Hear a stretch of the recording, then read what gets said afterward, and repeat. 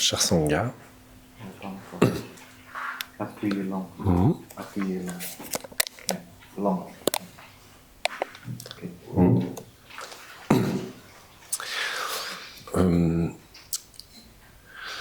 J'aimerais avoir des outils, enfin je cherche des outils, pardon, pour comment aider quelqu'un qui ne se rend pas compte qu'il ou elle appelle à l'aide. Et qui au moment où il y a des mouvements vers cette personne, répond par l'agressivité ou l'orgueil, alors que tout illustre l'appel et le besoin d'aide.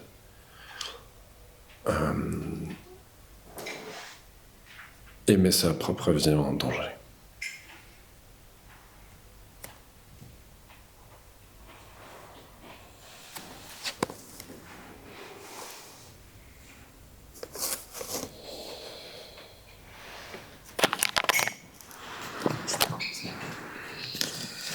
Je vais commencer la réponse.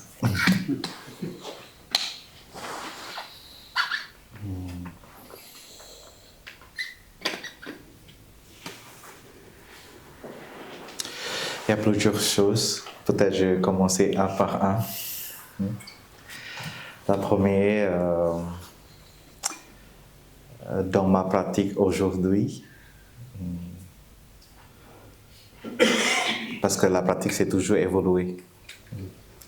Donc dans ma pratique aujourd'hui, j'aide s'il y a demande. S'il y a la demande, j'aide. S'il n'y a pas de demande, je ne fais rien. Ça, c'est une manière de faire. Notamment si je n'ai pas la capacité de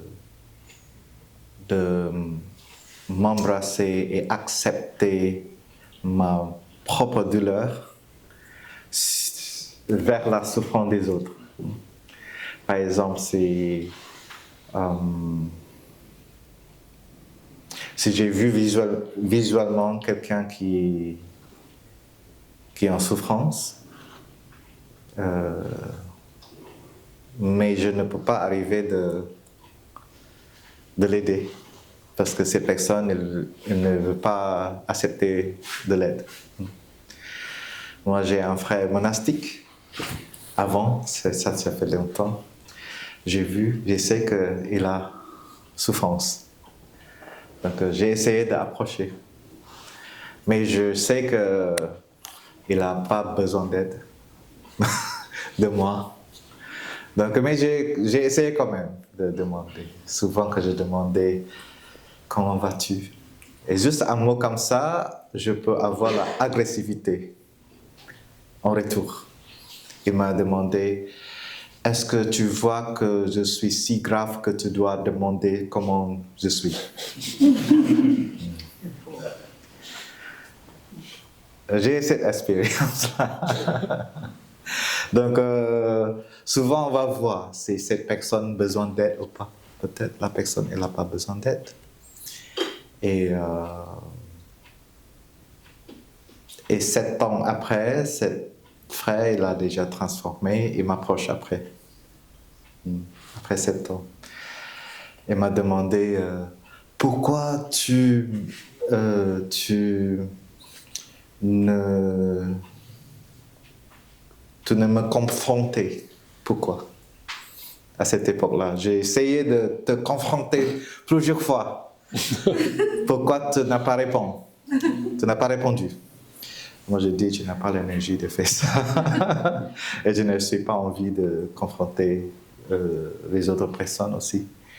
Et notamment quand je sais que la personne est en douleur, je n'ai pas l'énergie de confronter cette personne. Et pour moi, si une personne qui choisit avoir l'espace, ou j'ai vu que la confrontation, c'est parce que ça, à cause de sa propre douleur, je ne m'engage pas. Je me libérer. Donc ça, c'est aussi l'autre manière. Les autres manières, c'est aussi garder notre compassion, garder notre amour vers ces personnes. Yeah. Parce que souvent, quand on voit la douleur des autres, parce que notre esprit est partagé, ce n'est pas personnel. Quand je suis en colère, vous pouvez ressentir. Quand je suis heureux, vous pouvez ressentir aussi. Hein? Donc, notre sentiment, notre émotion est partagée. Pendant le partage, on peut voir quelqu'un qui pleurait, hein? Quelqu'un qui est pleuré, on peut pleurer aussi. C'est parce que les émotions sont partagées. Donc, quand on voit la souffrance, notre bien-aimé, nos amis, nos familles, en fait, nous aussi avons cette douleur en nous. Et ça, il s'appelle empathie. On peut ressentir les autres personnes. Mais après, il y a une prochaine étape. Il y a deux directions après empathie. Il y a une direction, on a la compassion qui émerge de notre esprit. Ou bien on a cette, je ne sais pas si le terme c'est correct ou pas, ce que j'ai entendu c'est l'empathie détresse. Détresse, empathie. Donc on est détressé de douleur des autres. Et puis on ne peut plus rester calme, on ne peut plus rester faire rien, on essaie de faire quelque chose pour libérer la souffrance des autres afin de libérer notre propre douleur en fait. Et puis on va attaquer cette personne avec 10 conseils par jour. Et si cette personne ne le suit pas, on va être en colère, on abandonne. Ça, c'est pas l'amour. Ça, c'est pas compassion aussi. Donc ça, c'est une erreur. Pour moi, c'est assez égoïstique. Et je peux voir aussi en moi, j'ai cette graine assez forte d'essayer d'aider, mais c'est parce que je suis paniqué. Ce n'est pas parce que j'ai la compassion. Si j'ai la compassion, je vais accompagner, je vais écouter, je vais traverser ensemble la souffrance avec cette personne sans devoir mettre le deadline, comme on dit en français. Le temps limite. Soit la prochaine année, tu ne dois pas être comme ça.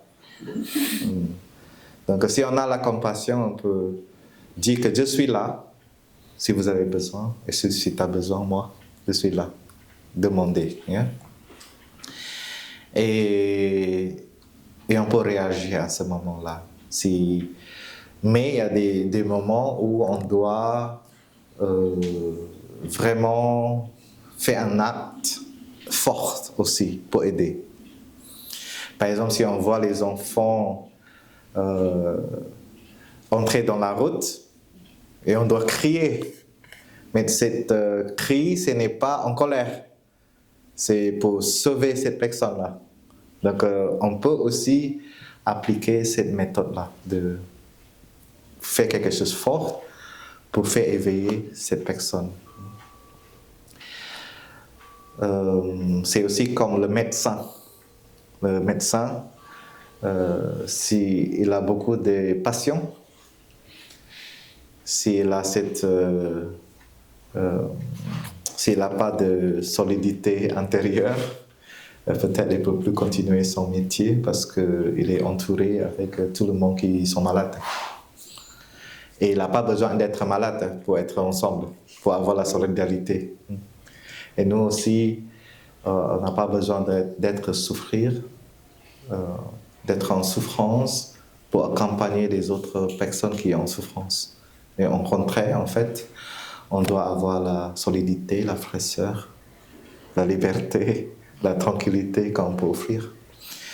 Et une pratique dans dans le bouddhiste, la méditation, il s'appelle méditation de l'amour. Sayanim va continuer cette méditation.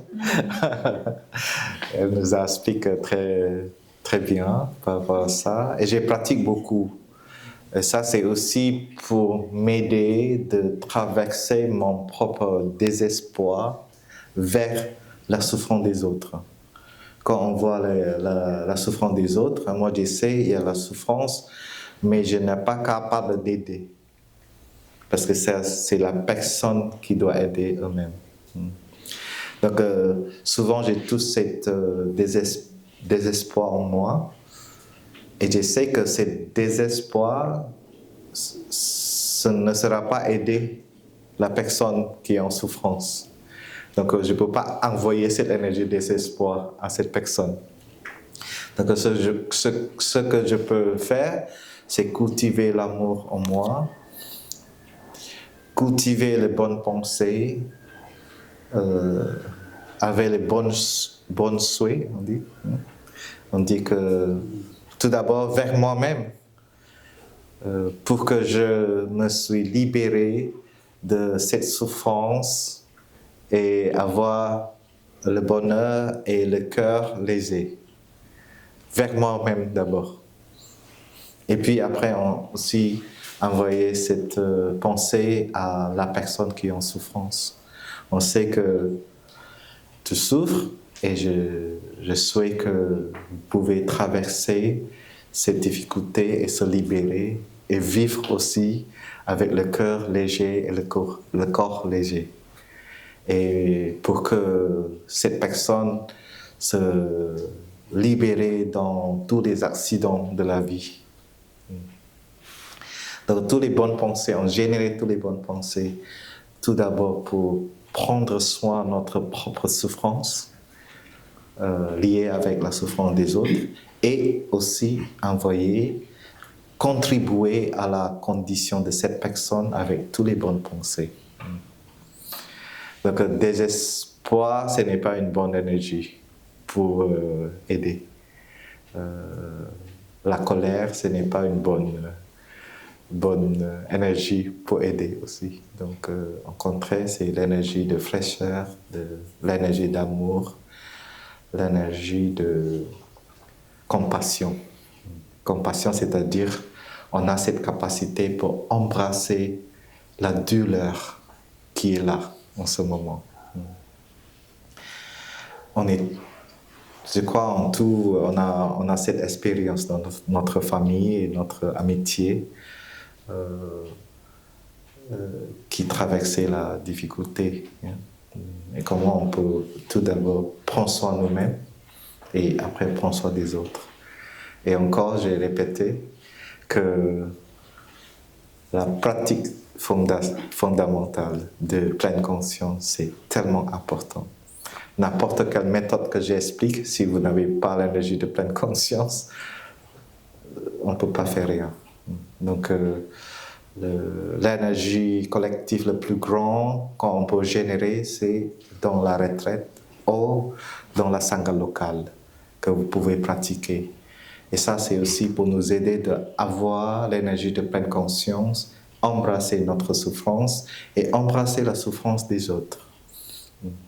C'est pourquoi dans le partage du Dharma, quand on partage notre souffrance, l'énergie de la souffrance embrassée par la communauté, par l'énergie collective de la pleine conscience. C'est pourquoi dans le partage du Dharma, souvent c'est très guérissant. Voilà, je m'arrête ici. Merci pour votre écoute. Merci Frère Bảo Tàng. Aujourd'hui, j'aime bien passer après Frère Bảo Tàng. Pendant qu'il parle, ça me vient des idées. C'est ça j'ai un frère, un jeune frère qui a beaucoup de problèmes aussi. Hein? Mais il est venu qu'une seule fois au village du Prunier. Hein? Il est venu me voir une semaine, mais après il est parti parce que il aime trop les cuisses de poulet. Il ne peut pas manger. Après une semaine au village pionnier, il n'en peut plus. C'est pas aussi à cœur. Mais bon, enfin, il n'a pas remis les pieds. Hein. Bon, il souffre, il a des réactions. Donc, j'aimerais bien l'aider, mais s'il n'y a pas de demande, il sait que je suis là et qu'il peut venir. Mais je ne veux pas souffrir parce que je ne peux pas l'aider. Ça, je ne veux pas qu'il me consomme, sa souffrance consomme mon énergie. Hein? Et donc, je préfère investir mon énergie à aider d'autres jeunes qui viennent ici ou qui sont à la demande. Tu vois? Et là, c'est tout bénef parce que je le considère comme mon frère. Hein? Pourquoi je dois... Bon, c'est sûr qu'il y a une lignée sanguine, ok? Mais je pense que nous sommes plus que ça, d'abord. Et ensuite, ça c'est une pratique, c'est une bonne occasion pour pratiquer le non-soi. Enfin, non seulement pour nous, mais pour d'autres personnes. C'est-à-dire qu'il n'y a pas que la famille sanguine, la famille génétique, mais la famille spirituelle est aussi importante. Et à la limite, nous qui baignons dans la famille spirituelle depuis que nous sommes ordonnés, maintenant, la famille spirituelle est plus importante pour moi que la famille sanguine, même. Tu vois? Parce que je vis avec mes frères 24/24 et nous partageons le même idéal. Hein? Quand on se retrouve pour boire le thé, on parle des prochaines retraites, et où est-ce que tu vas, dans quel centre tu vas. On discute retraite. Hein? Mais quand je vais visiter mes frères, ils discutent maison, voiture, des choses qui je ne me sens pas concernée et je ne sens pas du tout la connexion. Et bon, seulement quand ils me demandent, comment, quand ils commencent à demander un peu plus quand ils souffrent, ils demandent quand ils souffrent et que je viens les aider, oui, il y a un peu de connexion. Ça commence à avoir la connexion. Hein. J'ai 4 frères. Mais vis-à-vis de ce jeune frère, par exemple, il n'y a pas de connexion parce que il ne veut pas connecter. Et donc, je reviens, je ne veux pas perdre mon énergie avec lui. Je sais qu'il est là, il sait que je suis là, et s'il a besoin, je serai là. Mais s'il n'a pas besoin, ça, il faut que, vous savez, comme souvent, je partage avec mes amis, il faut des fois qu'on touche le fond pour que c'est là où, que vous commencez à chercher un chemin. Mais sinon, on a beau lui dérouler le tapis rouge, mais il ne va pas se mettre sur le chemin. Hein? Donc ça, et comme Lhasa a dit, et Frère Barbe a dit, il faut qu'on accepte nos limites, hein, que ce soit le Bouddha ou les grands êtres, ils ont le cœur pour aider tout le monde, mais même du temps du Bouddha, il y a des gens qui n'aiment pas le Bouddha. Et ils souffrent aussi. Mais le Bouddha ne va pas investir toute son énergie dans cette personne-là. Il a tellement d'autres personnes aux alentours. Tu vois? Donc, pour moi, c'est très clair. Quand j'aide un jeune qui vient en retraite, ou quand je sors en retraite et que je vois des jeunes qui viennent pour... vous voyez, quand nous, on se déplace pour des retraites, ou bien des jeunes aussi, eh ben, je me rends disponible pour les aider. Et tout le monde est content. De jeunes hommes, des jeunes, et moi-même. Et je me sens plus utile dans ce sens-là. Et ça me comble parce que ça remplace le sentiment d'impuissance face à mon jeune frère. Mais je ne suis pas impuissant puisque j'ai plein d'autres personnes à aider. C'est comme Thay nous partage l'histoire d'un soldat américain du temps de la guerre du Vietnam. Il a empoisonné des enfants dans un village où il y a eu des maquisards qui ont tendu une embuscade à son unité. Donc, en arrivant, ils ont eu des morts et donc ils se vengeaient en mettant du poison dans des sandwichs. Et les enfants ont pris et ils sont morts. Et ben, le soldat américain qui revient aux États-Unis, il ne peut pas dormir. Il a le remords qui le ronge. Il fait des cauchemars toutes les nuits. Et il a du mal à approcher des enfants. Et quand il a consulté notre maître a dit, mais vous avez peut-être contribué à tuer 5 enfants, mais actuellement, il y a des milliers d'enfants qui meurent de faim dans le monde, des millions d'enfants qui meurent de faim dans le monde. Pourquoi vous apitoyez sur le sort des enfants qui sont déjà morts? Il y a là, vous pouvez sauver des milliers d'enfants. Donc, vous avez de quoi faire, de quoi porter votre compassion et agir. Et donc il a fait, et ça l'a aidé à recouvrir cette blessure, ce remords. Et donc moi, vis-à-vis de mon jeune frère, je fais à peu près la même chose. Je me rends disponible et je suis prêt à aider d'autres jeunes que je considère comme des jeunes frères spirituels.